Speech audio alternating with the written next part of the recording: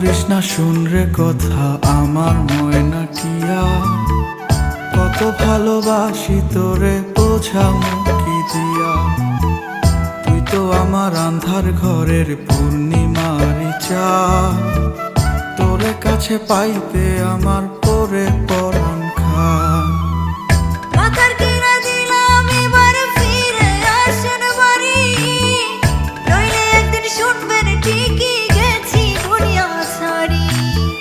সত্যি কথা বলছি রে বউ, জানতে যদি চাস বলবো শুধু ভাই